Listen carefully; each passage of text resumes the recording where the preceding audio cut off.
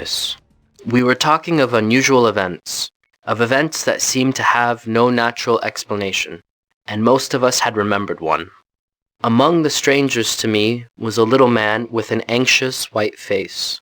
He watched each speaker with the closest attention, but said nothing.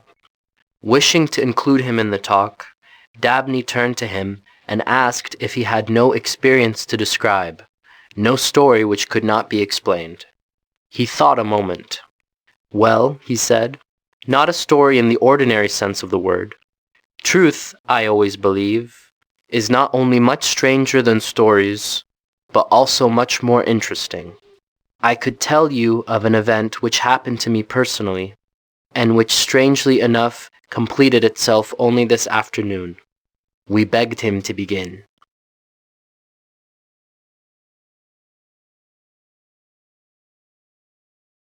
"A year or two ago," he said, "I was renting a room in Great Ormond Street in an old house. The place was damp, and great patches of dampness had broken out on the walls. One of these, as indeed often happens, was exactly like a human face. Lying in bed in the morning, I used to watch it, and gradually I began to think of it as real, as my fellow lodger, in fact. The strange thing was that while the other patches on the walls grew larger and changed their shapes, this never did. It remained exactly the same. While I was there, I fell ill, and all day long I had nothing to do but read or think. It was then that this face began to get a firmer hold of me. It grew more and more real and remarkable. It was the chief thing in my thoughts, day and night. The nose had a curious turn, and the shape of the head was very unusual. It was in fact the face of a very unusual man, a man in 1,000.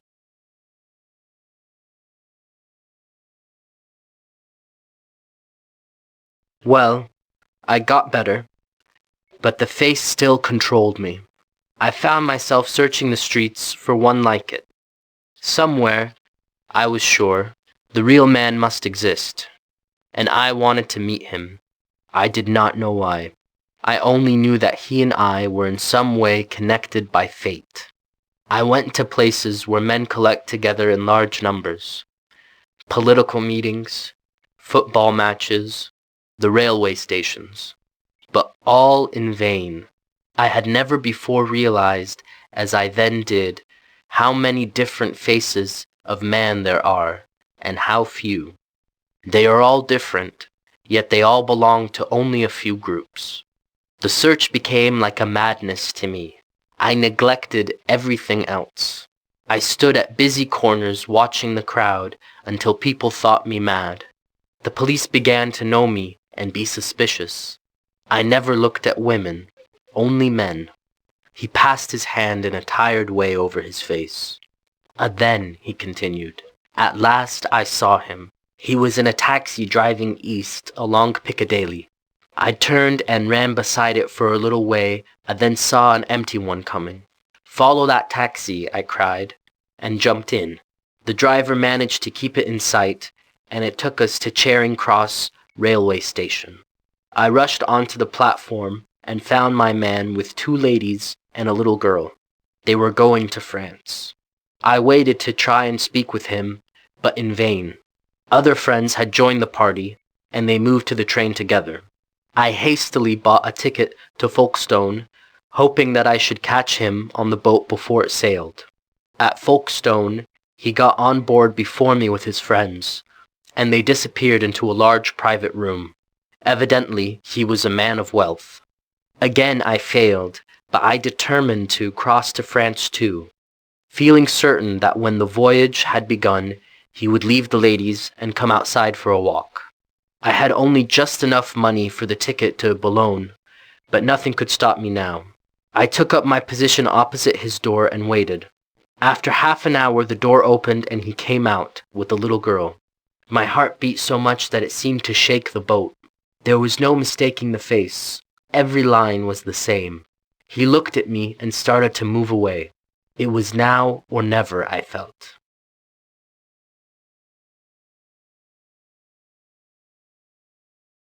"Excuse me," I said uncertainly, "but do you mind giving me your card? I have a very important reason for wishing to communicate with you." He seemed to be astonished, but he did what I asked. Very slowly, he took out his case and handed me his card, and hurried on with the little girl. It was clear that he thought me a madman, and considered it best to do what I wanted. Holding the card tightly, I hurried to a quiet corner of the ship and read it. My eyes grew dark. My head turned round, for on it were the words, "Mr. Ormond Wall, with an address at Pittsburgh, USA." I remember no more until I found myself in a hospital at Boulogne. I lay there in a serious condition for some weeks, and I only returned a month ago.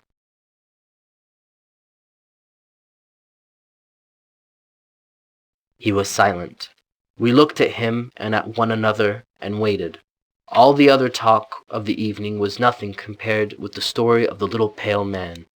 "I went back," he continued, after a moment or so, "to Great Ormond Street and set to work to discover all I could about this American. I wrote to Pittsburgh. I wrote to American newspapermen. I met Americans in London, but all that I could find out was that he was a millionaire with English parents who had lived in London. But where? I received no answer to that question. And so the time went on until yesterday morning. I had gone to bed more tired than usual, and slept till late.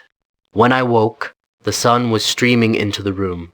As I always do, I looked once at the wall on which the face was to be seen. I rubbed my eyes and sprang up. It could only just be seen. Last night it had been as clear as ever. Now it was very faint.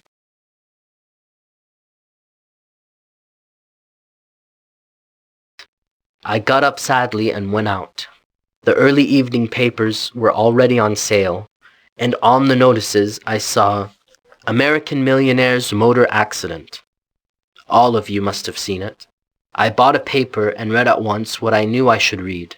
Mr. Ormond Wall, the Pittsburgh millionaire, and party, motoring from Spezia to Pisa, had had an accident. Their car had overturned. Mr. Wall's condition was serious.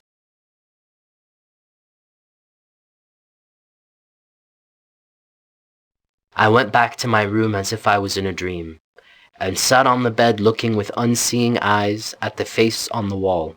And even as I looked, suddenly it completely disappeared. Later, I found that Mr. Wall had died, at what I believed to be that very moment. Again he was silent. "Most remarkable," we said, "most extraordinary," and so on, and we meant it too. "Yes," said the stranger, "there are three most remarkable things about my story. One is that it should be possible for the damp marks in a lodging house in London not only to be seen like the face of a gentleman in America, but to disappear with his death. It will be difficult for science to explain that. Another is the gentleman's name should have a relation to the place on which his face appeared. Is it not so?" We agreed with him, and a discussion began with increased excitement, during which the man who had told the astonishing story stood up and said good night. Just as he was at the door, one of our company asked him, before he left, what he considered the third extraordinary thing in connection with his very interesting story. "You said 3 things, you know," he explained. "Oh, the third thing," he said, as he opened the door. "I was forgetting that. The third extraordinary thing about the story is that I made it up about half an hour ago. Good night again."